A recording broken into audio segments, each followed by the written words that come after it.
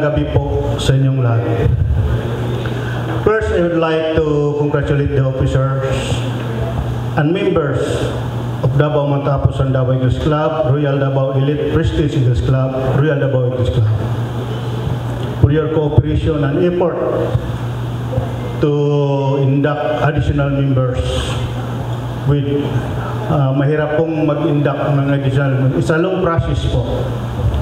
Without your sacrifices, this induction is not possible.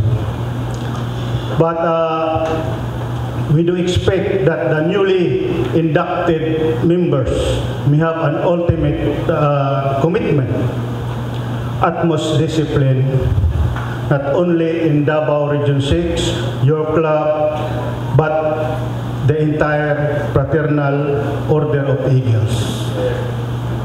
Our organization needs members na makatotohanan at may panindigan to protect the image of our beloved organization.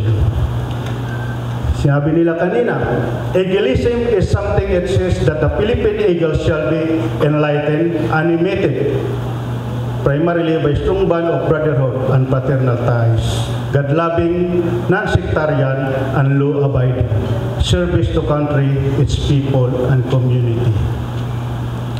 Eagleism shall mean reliability of the Eagles' commitment to brother Eagles.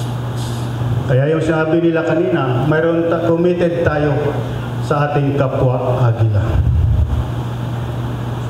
Exemplified in what the Philippine Eagles institutionally calls the Alalayang Agila. The Eagles shall have shared its other problems or moments of importance, and shall have expanded and enhanced their sense and spirit of brotherhood. Huwag tayong magsiraan. Yun po ang papel ng Agila. Tulungan natin ang bawat isa sa atin na mayroong problema. Alalayan po natin, huwag nating imarites kung mayroon man siyang pagkakamali.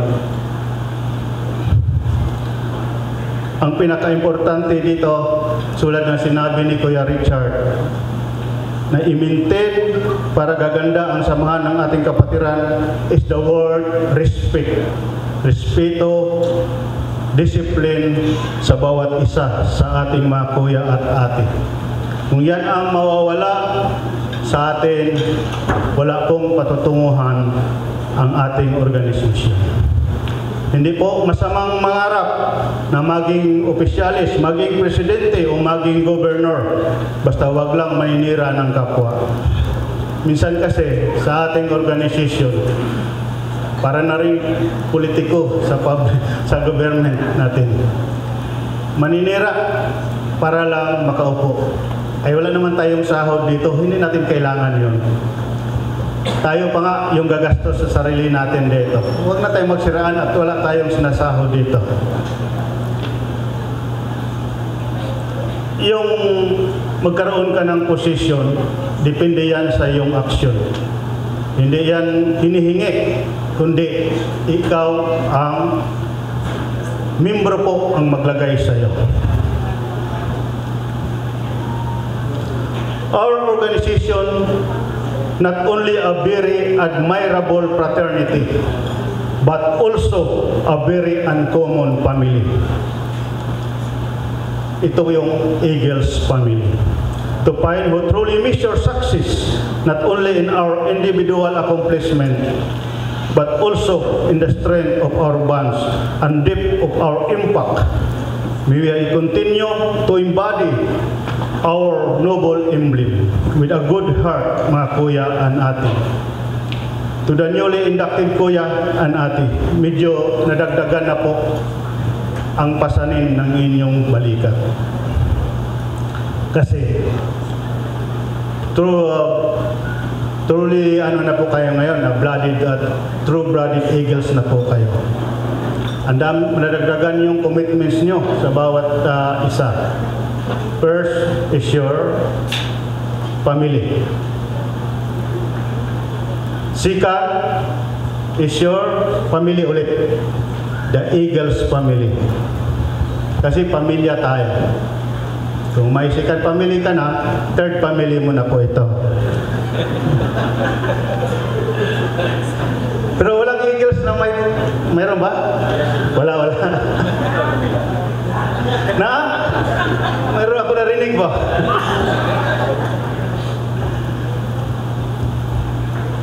always remember that you are the Lady Eagles, also the newly inducted Lady Eagles. Always remember that you are under supervision ng inyong club, ng mga kuya na club ninyo. Wala pong ibang makikialam sa inyo na ibang club, kundi kung saan kayo under sa club ng kuya.